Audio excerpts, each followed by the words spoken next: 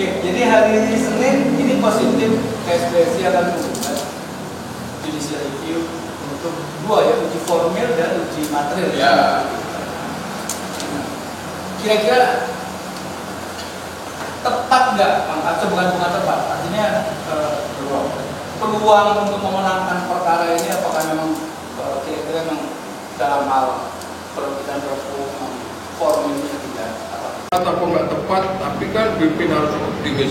Ini Bapak saya dulu menyampaikan itu. Oh, mana? Terima kasih. Jadi terkait dengan pertanyaan, tapi saya belum langsung menjawab ke soal. Ya, oke. Bahwa kemudian kita mengingatkan dari pemerintah itu dari awal bahwa KSBSI itu kita minta dari awal keluarkan klaster ketenagakerjaan. Itu sebelum menjadi undang-undang. Nah, tapi ternyata pemerintah tetap memaksakan, dan akhirnya menurut saya ini sebuah blunder yang kita yakini akan terjadi dan terjadi hari ini.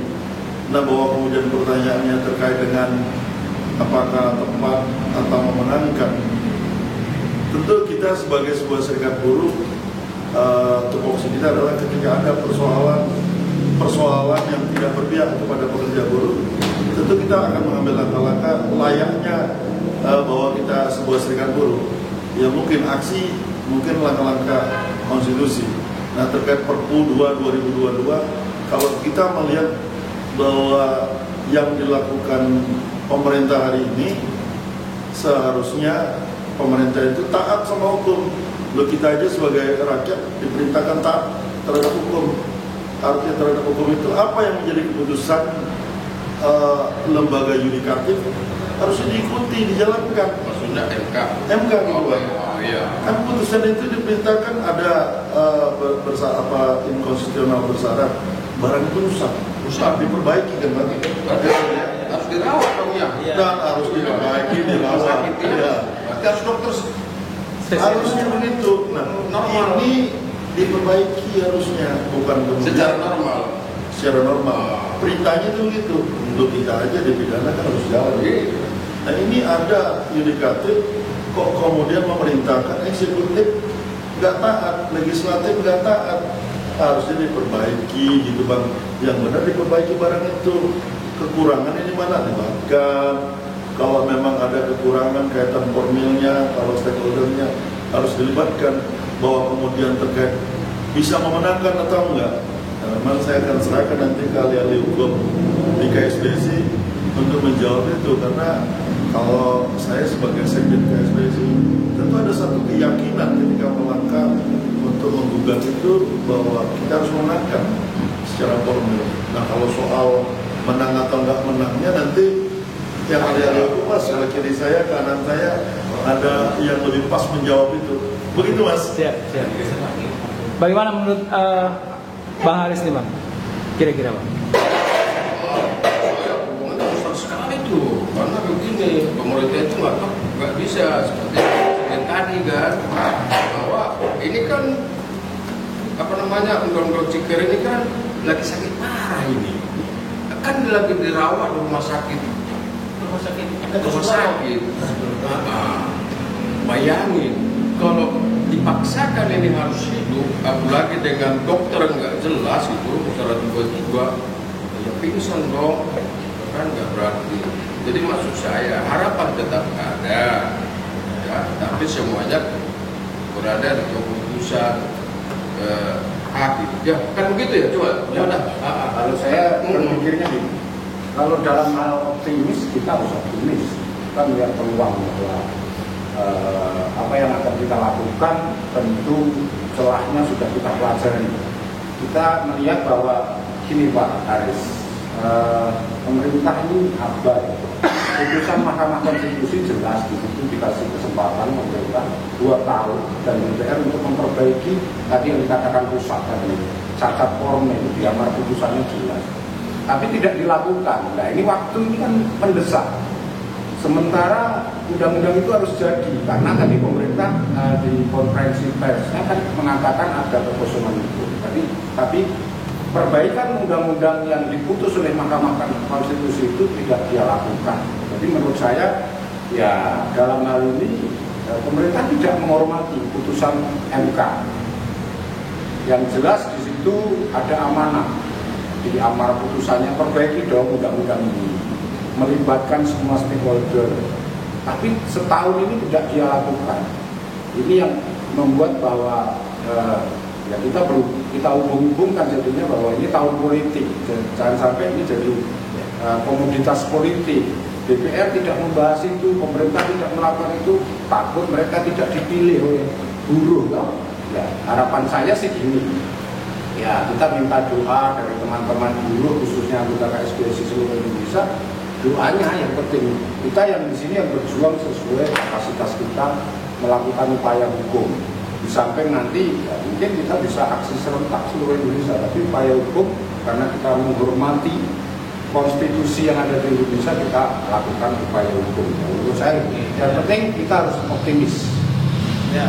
Ya. Jadi memang ada yang menarik menjadi perhatian kalangan buruh, serikat buruh, kan di Perpu itu adalah itu sebenarnya memang konstitusi memberikan hak ya subjektif kepada presiden untuk membuat kebijakan dalam hal ihwal kegentingan yang memaksa.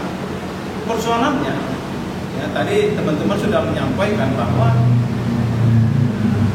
dianggap situasi sekarang ini genting, pendesak. Nah, ada kekosongan dan segala macam, ada perang Ukraina, Rusia, ada situasi Memang ekonomi global seperti itu. perang Ukraina Rusia itu udah di mana? Udah sampai bulan sih Pak. Nah, jadi memang saya tidak melihat ke sana sih. Iya. Tapi yang sederhana saya lihat pedagang di sekitar rumah saya masih jualan. Jualan ya? Jualan, artinya pedagang bakso. Berarti nggak genting dong. Tidak ada sebenarnya. Ini kekhawatiran. Tapi saya melihat, artinya gini, teman-teman dari serikat buruh ini kritis, bukan dipandang. Jadi melakukan sebuah perlawanan. Karena ini juga negara ini kan milik kita bersama. Yeah. Saya nggak tahu juga ini konsultannya siapa kan seperti itu. Nah, jadi sebenarnya belum terjawab soal kegentingan yang memaksa. Ya, saya pikir justru kita dari kalangan serikat buruh, para pekerja ini dengan undang-undang Cipta ini sudah banyak sekali korban PHK. Ya, saya pikir di situ sebenarnya, bagaimana sebenarnya pemerintah dan kita punya komitmen jangan sampai terjadi misalnya soal PHK besar-besaran dan kampanye sekarang mau PHK. Nah itu sebenarnya harapan kita, ayolah diskusi bagaimana. Oke, soal-soal sisi-sisi yang lain, kalau bagi kami adalah serikat buruh itu jangan sampai ada korban PHK. Bagaimana sebenarnya menciptakan ketenangan berusaha dan ketenangan bekerja. Jadi kan tidak ada jaminan misalnya pemerintah ini menjamin loh, oh ini usaha ini berjalan atau pekerjanya tetap bekerja. Nah jadi apalagi melihat sebenarnya sangat bertentangan dengan konstitusi yang sebenarnya apa yang dilakukan dengan Perpu 2/2022 itu. Jadi ayolah sekarang kita sudahlah terbuka, ayo mari kita duduk bersama. Kan persoalannya latar belakang terciptanya undang-undang cipta kerja ini kan tidak melibatkan partisipasi publik. Kan itu salah satu keputusan Mahkamah Konstitusi. Jadi saya pikir itu sebenarnya, ayo kita bincang-bincang ya pemerintah siapa yang yang bisa duduk bersama membicarakan itu. Itu aja mungkin dari kita. Saya sedikit silakan. Siap. Ya, saya sih melihatnya ini kepanikan pemerintah ya di awal tahun dengan mensokos kepanikannya mengeluarkan Perpu nomor 2 tahun 2022 dan menyerahkan ke DPR untuk dibahas minggu depan. Tapi kalau kita lihat tadi pembahasan yang kami lakukan, wah kita sangat optimis ini Pak. Optimisnya menang. Kenapa? Dalil yang tadi kita diskusikan, kita bahas cukup tajam, komprehensif, ya, syarat formil maupun syarat material yang akan kita uji formil. Hari Senin akan kita antar itu ke Mahkamah Konstitusi. Semua dalil-dalil yang disampaikan oleh pemerintah, ya, seperti kita tahu bahwa ini memang itu tadi kejar-kejaran, ya, kita tahu lah, ya, pemerintah mulai tahun ini di bulan Juni juga menstop dan bahkan hari ini kita dengar kabar akan keluar dari WTO. Dan apa yang semua ini lakukan, ya kan? Tentu juga dengan payung hukum yang ada, ya pemerintah akan mencoba apa yang bisa dibuat untuk investasi bisa tumbuh dan dikonsumsi sendiri. Nah ini sekarang ini. Nah jadi ini Presiden meminta kepada DPR untuk membahas itu. Nah harapan kita juga sudah menyurati ya KSBSI kepada DPR untuk melibatkan KSBSI agar intinya menolak ya pemberlakuan Perpu yang akan dibahas minggu depan di DPR. Jadi dalil-dalil yang tadi kita bahas sekalian pada hari ini, saya kira kita optimis itu untuk akan dipertimbangkan oleh Mahkamah Konstitusi untuk mengabulkan. Jadi mudah-mudahan DPR nggak menyetujui Perpu itu. Harapan kita menolak untuk dibahas. Itu apa aja dalil-dalil kira-kira bahwa Perpu ini memang tidak sesuai dengan syarat formil terbitnya Perpu. Itu apa saja tuh? Nah gini, kalau KSBSI tadi ini kan KSBSI kan tim ini sudah beberapa kali begitu keluar Perpu itu, tim KSBSI sudah melakukan kajian beberapa kali, bukan hanya di kantor, di beberapa tempat di Puncak ada 2 kali kemarinnya. Jadi bahasan kami sudah sangat komprehensif dari sisi ekonomi dan sisi Mahkamah Konstitusi dan sisi Undang-Undang Ketenagakerjaan.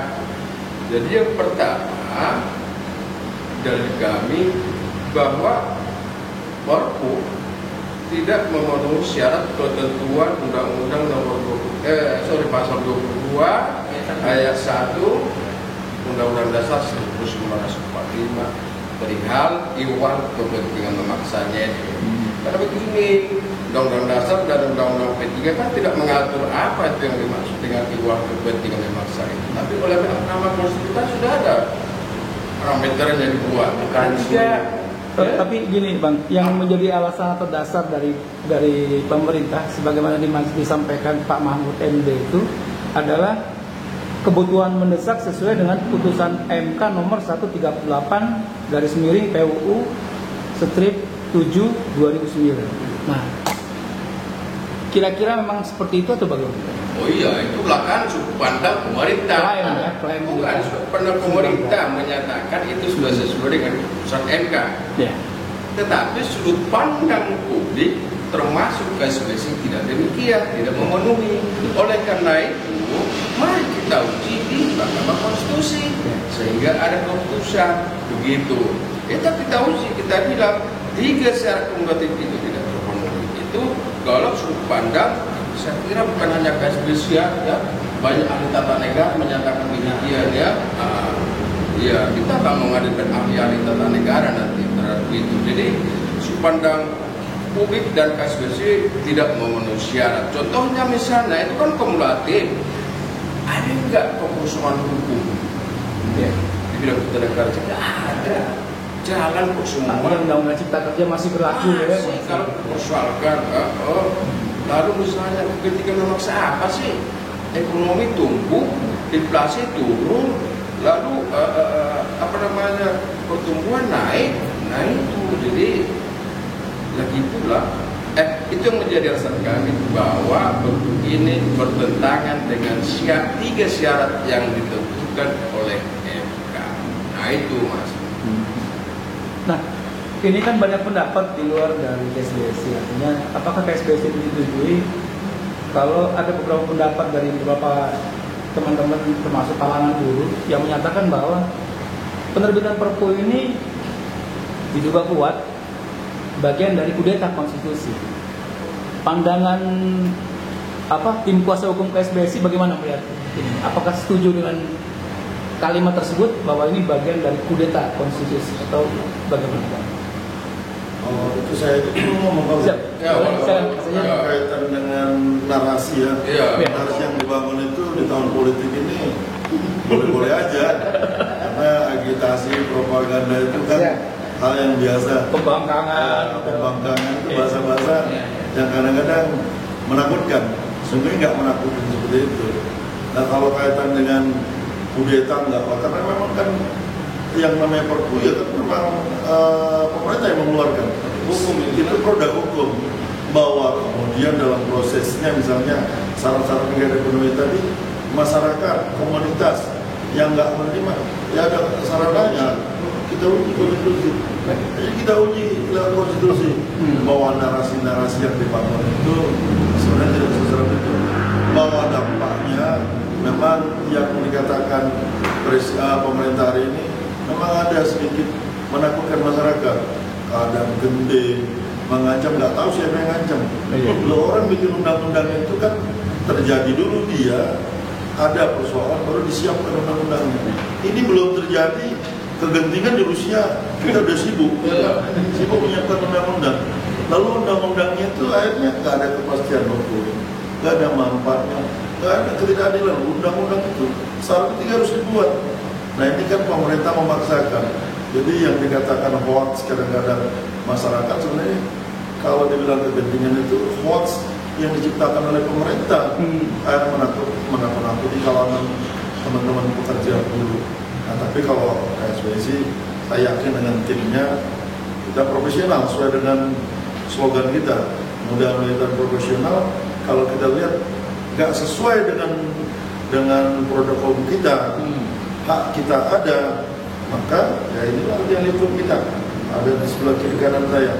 Ujung tombak KSBSI ketika ada yang dilanggar, ada hak KSBSI sebagai masyarakat, ya kita ambil langkah konstitusi, kita uji kan begitu ya, Pak ya.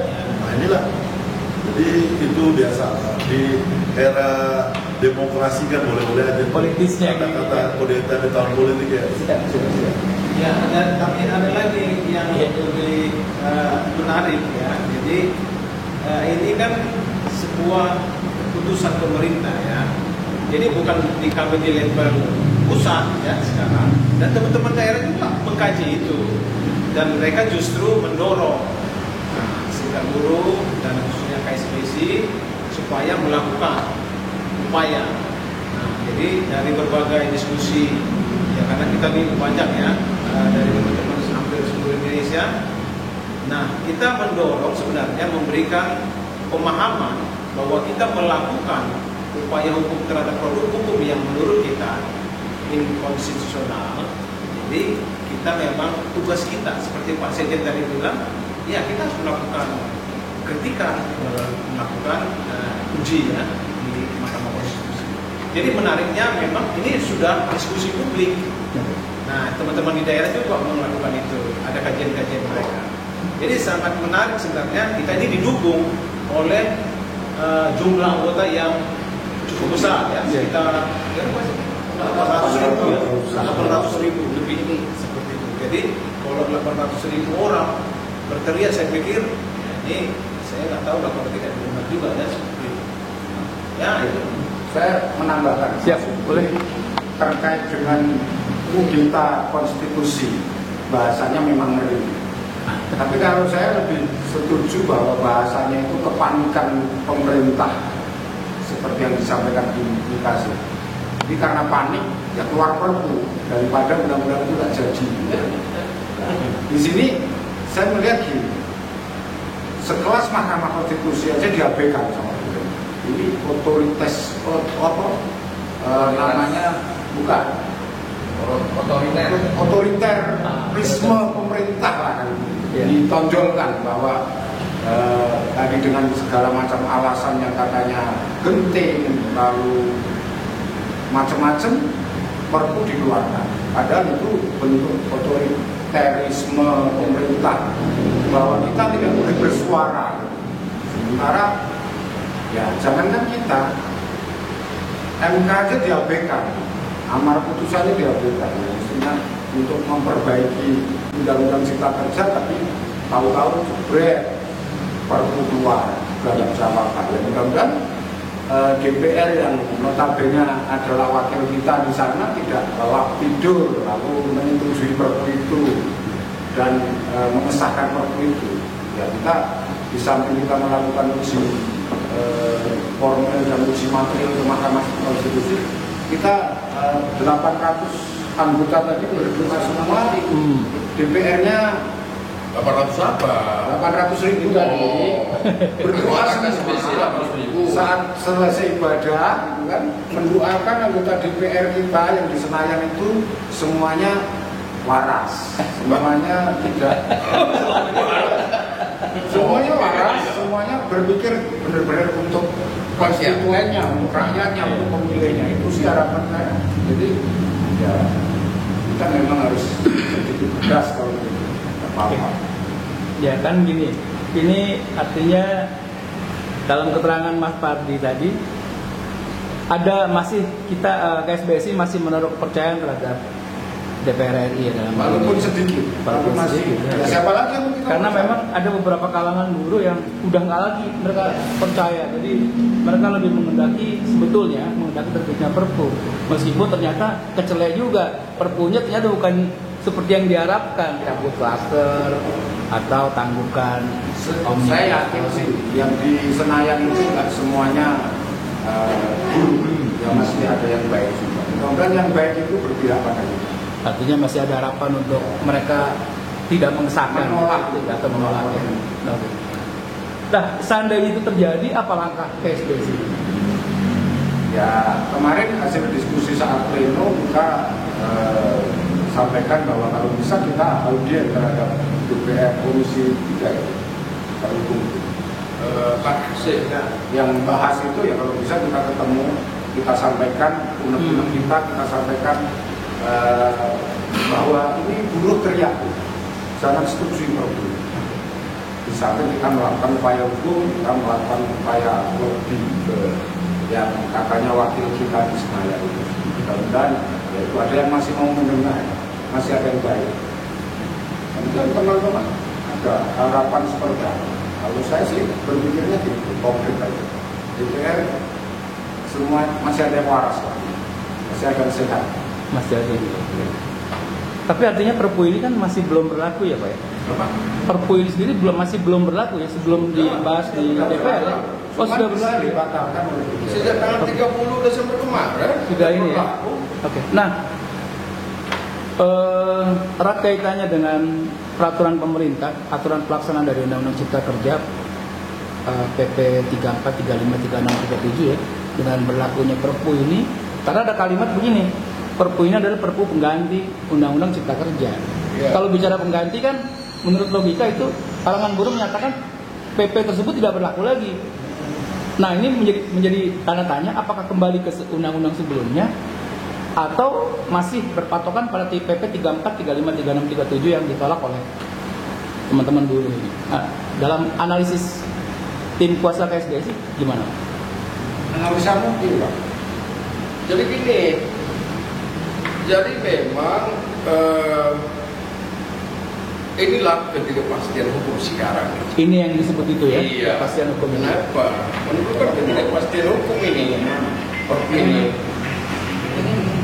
banyak ahli tata negara menyatakan bahwa dengan adanya Perpu ini mengganti Undang-Undang CPR, maka demikian peraturan perundang-undangan di bawahnya yang menjadi batal gitu ya, tidak mengikat. Tetapi kemudian pemerintah di pasal, kalau tidak salah di pasal 185 itu ya, Perpu ini dikunci. Apa kuncinya? Semua peraturan perundang-undangan yang diterbitkan sebelum berlakunya Perpu ini tetap berlaku sepanjang tidak bertentangan dengan Perpu ini. Di situ dikuncinya. Jadi kontradiksi sebetulnya ya? Iya. Jadi sebetulnya ini menjadi multi tafsir. Kalau MK mungkin akan memutuskan ini inkonstitusional bersyarat, tetapi pemerintah juga akan memperlakukan sama dengan undang-undang CK. Gitu. Ya, ya. Satu lagi nih ada pertanyaan dari komen di Instagram. Dia mengatakan bahwa baca baik-baik dengan kepala dan otak ini serta secara akademisi, karena pemerintah terbitkan Perpu Cipta Kerja, kata Wapres di beritanya itu adalah untuk menjaga stabilitas ekonomi. Dan di situ juga disebutkan Wapres bicara bahwa Wapres Wakil Presiden RI itu Perpu ini untuk menjawab kekosongan hukum dan melindungi kelas dulu. ya. Padahal kan masih ada kan? Iya, hukum apa maksudnya? Itulah. Tinggal kosong. Kekosongan tadi udah saya jawab dengan pertanyaan itu, nggak ada kekosongan hukum di bidang ketenagakerjaan. Yang diminta oleh semua serikat buruh dulu adalah keluarkan Perpu untuk mengeluarkan klaster ketenagakerjaan Dari dari Masih ada undang-undang 13. masih ada 13 semua lengkap. Artinya ini kan sampai dikasih waktu sampai 11 bulan ke depan.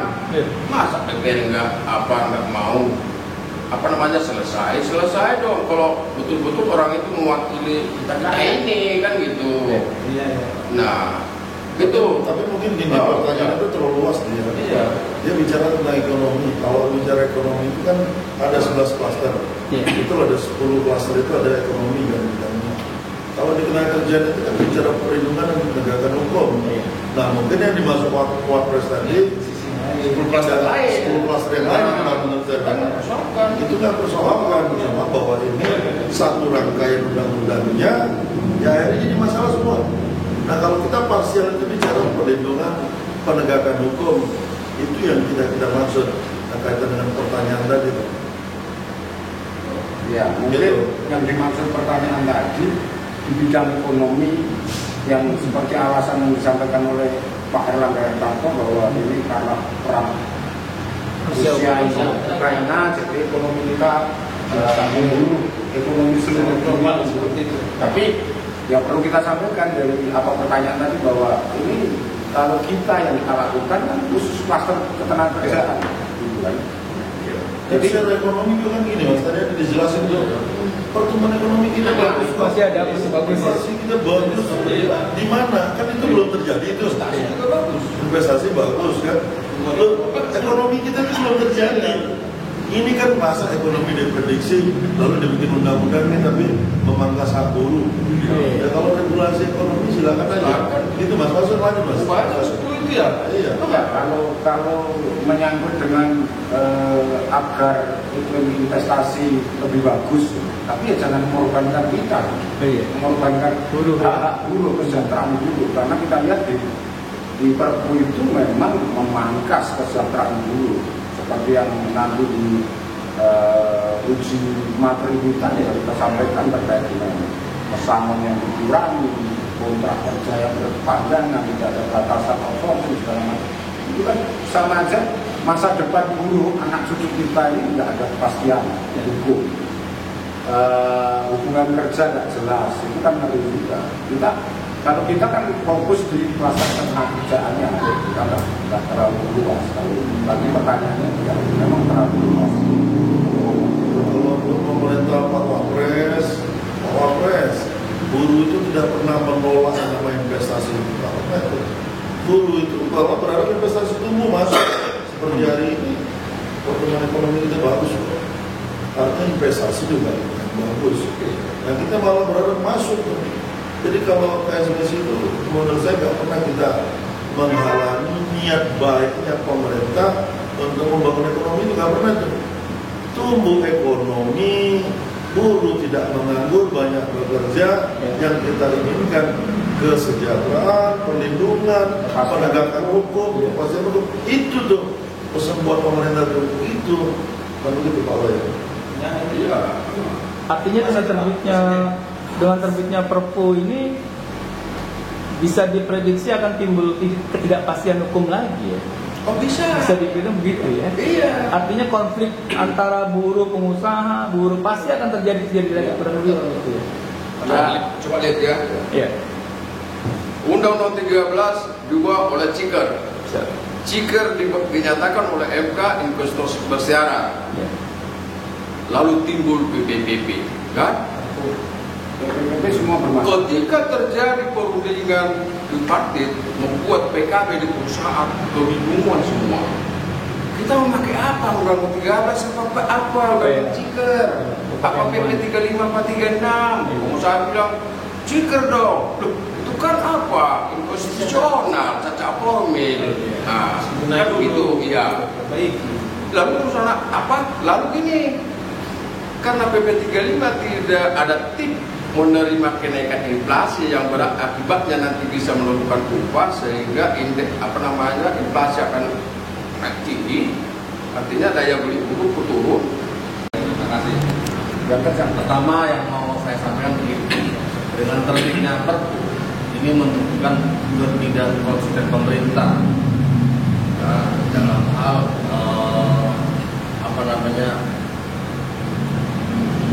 dalam hal pembuatan produk hukum. Karena begini, pasca berlakunya Undang-Undang Nomor 11 2020 tentang Cipta Kerja, Presiden sempat menyampaikan dalam sebuah wawancara dengan media elektronik di mana dia menyampaikan begini,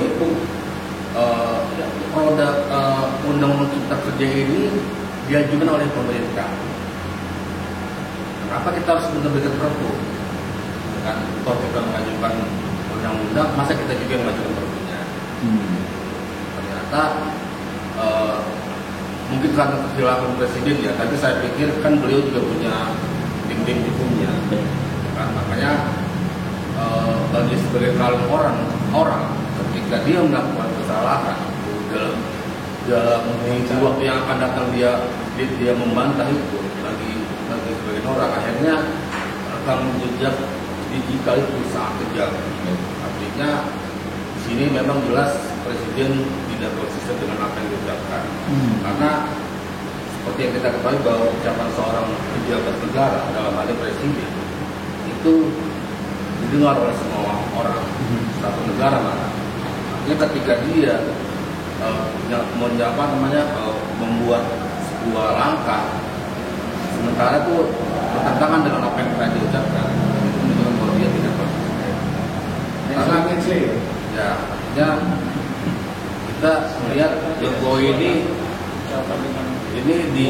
dari tahun 2020 sampai sekarang selalu menciptakan kebingungan. Kalau akhirnya menciptakan badai. Kalau lagunya biasa kan badai pasti berlalu, kalau ini nggak, badai pasti berlanjut. Itu kata kuncinya. Jadi nggak berhenti terus saja. Dan badainya makin besar. Yang tadi sampaikan bahwa ini menimbulkan kebingungan itu pasti. Dan langkah hukum yang dilakukan oleh KSBSI melalui tim kuasanya ini sudah sangat tepat, dan ini memang didorong oleh semua anggota bahwa kita harus melakukan upaya hukum ya, yang rencananya akan kita lakukan di hari Senin. Ya harapannya memang di hari yang kita ajukan ini dikabulkan oleh Mahkamah Konstitusi.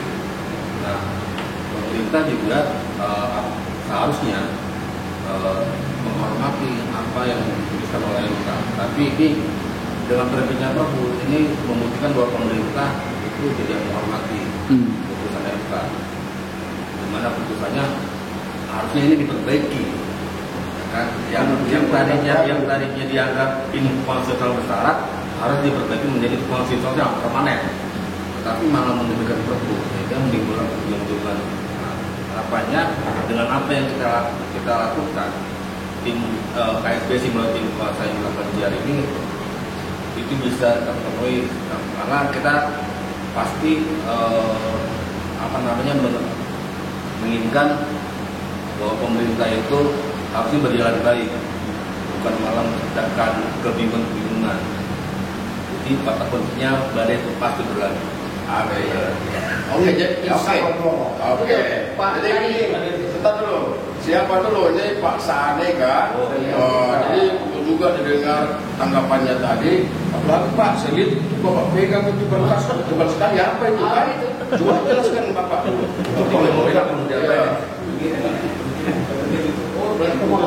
Iya. Terus 36 halaman. Ini juga buatannya boleh di harus selesai. Baru selesai tadi diskusikan.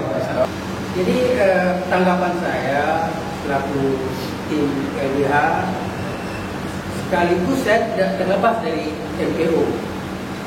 Nah, apa yang dilakukan Pak Waden dan Gadi itu sudah cukup bagus dan kita dukung. Nah, kalau awal kenapa Perpu itu timbul, sebenarnya juga sudah tidak benar. Alasannya apa? Karena di pasal 22 ayat 1 dalam situasi kegentingan baru pemerintah bisa membuat suatu perpu, tapi nyatanya kan tidak, dengan alasan perangnya bukan usia itu kan sudah setahun yang lalu, tidak ada masalah. COVID pun tidak masalah. Sedangkan COVID aja yang lebih darurat tidak ada masalah. Jadi pemerintah tidak tepat untuk membuat perpu ini.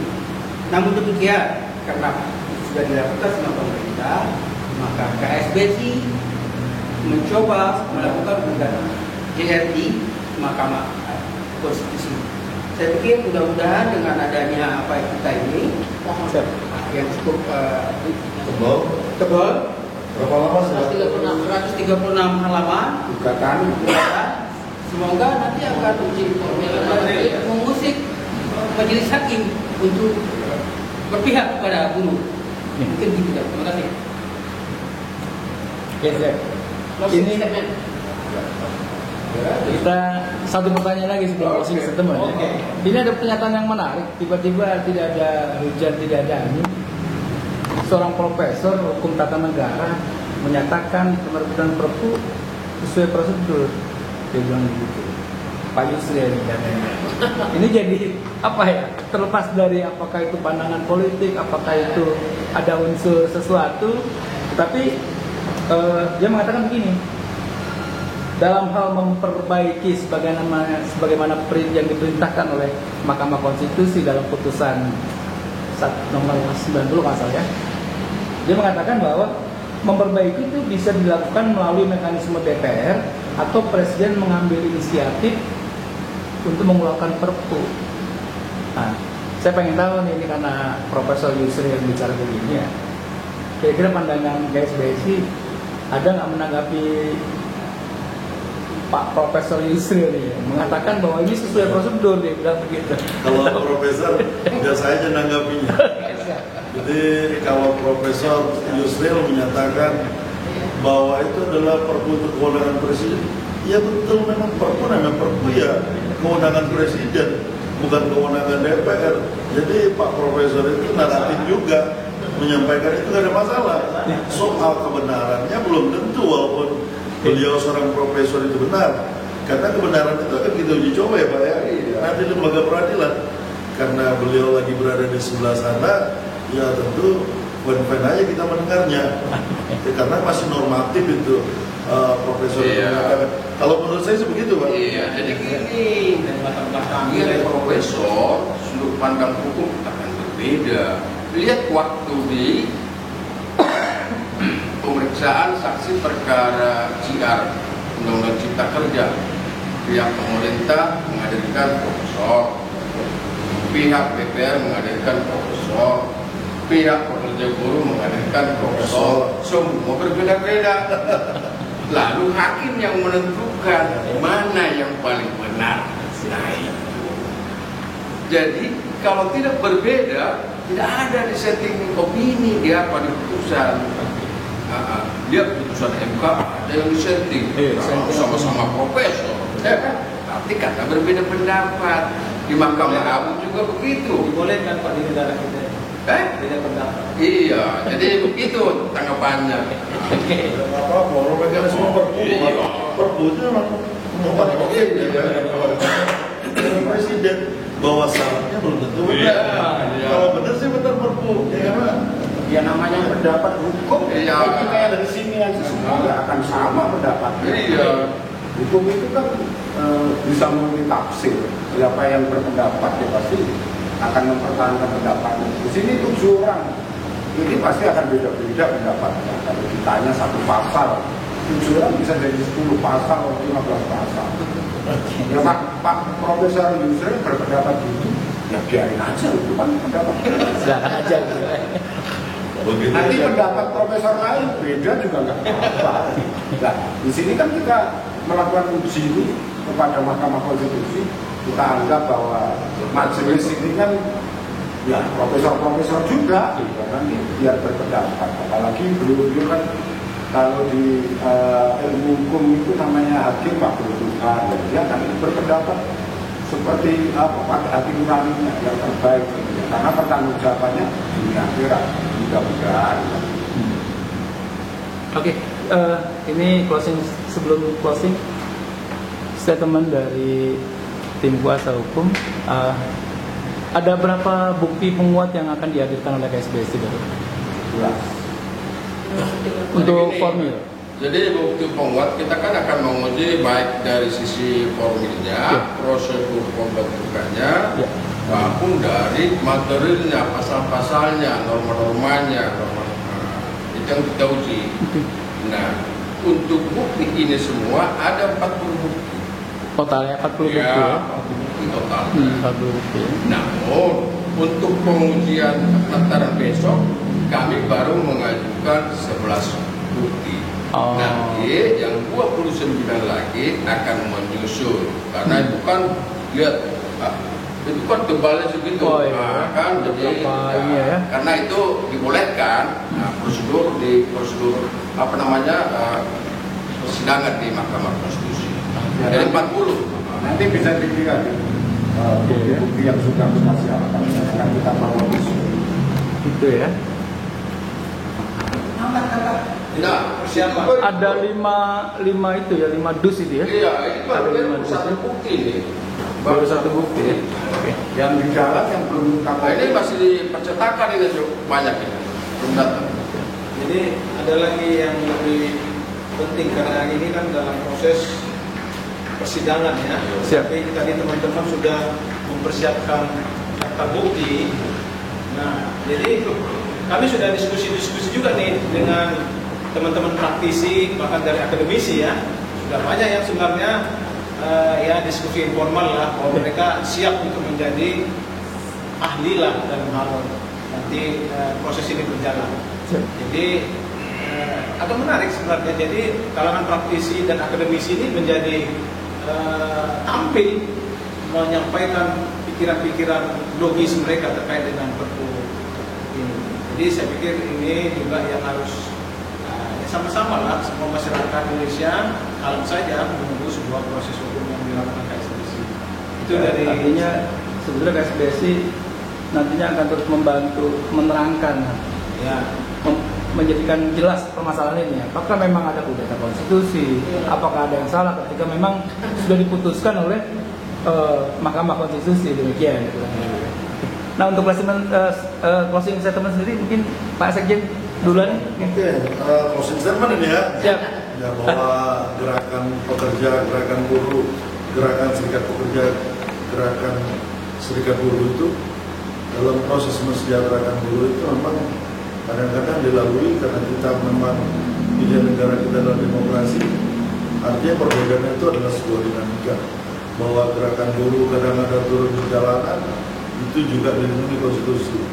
Jadi kita juga melakukan perlawanan melalui lembaga peradilan, ini juga dilindungi oleh konstitusi. Jadi kita memperjuangkan hari ini KSBSI, kita mau lakukan juga secara konstitusi yang seperti dimaksud oleh undang-undang, bahwa kami ingin menunjukkan kepada pemerintah karena kami ingin juga melindungi pekerja buruh. Kalaupun misalnya pemerintah kurang melindungi pekerja buruh, biarkanlah kami serikat buruh saja yang melindungi buruh. Kalau memang pemerintah tidak peduli dengan buruh, jadi kita berharap perjuangan kita diridhoi oleh Tuhan Yang Maha Esa. Amin. Amin. Hidup buruh. Hidup buruh. Nah, itu dulu pandangan saya sedikit. Oke. Siap. menambahkan Bang Aris atau Mas Fadli? closing sedikit. Jadi Siap. Kami tim kuasa hukum dari KSBSI hanya berharap kepada teman-teman buruh di seluruh Indonesia untuk dukungannya. Apa yang kami lakukan mudah-mudahan dicatat dalam sejarah gerakan buruh dan akan selalu diingat dari kita melakukan gugatan judicial review sampai uji formil tentang perpu yang dikeluarkan oleh Presiden. Jadi mudah-mudahan ini yang terbaik yang bisa kami lakukan. Jadi mohon dukungannya mohon solidaritasnya, mohon doanya. Terima kasih. Sedikit. Siap. Siap betul. Jadi kalau closing statement, Perpu ini dikeluarkan di awal tahun dan tanggal 9 akhir tahun 2022 maaf. Tapi tanggal 9 KSBSI sudah melakukan judicial review terhadap Perpu ini. Nah, jadi betapa perjuangan KSBSI untuk untuk buruh dan atas doa teman-teman buruh, harapan kita agar apa yang menjadi perjuangan kita melalui JR ini hari Senin akan kita sampaikan ke mahkamah, diridhoi oleh Tuhan Yang Maha Kuasa. Hidup KSBSI. Angkat bareng-bareng mungkin nih. Oh, Siap. Perut masukin. Oke. Masih ada pegang. Ini. Oh, ya. Pegang satu-satu kan? Lumayan. Ayo. Oke. Ya. Ini ditutup aja. Oke. Pemilu tadi. Ini yang jauh. Foto ya. Siap. Foto. Kami langsung mukanya ya? Karena setelah diangkat bareng-bareng perutnya ringan. Bisa aja Mas Eko. Kerjasama. Oke. 1, 2, 3. Bukan obatin. 1, 2, 3.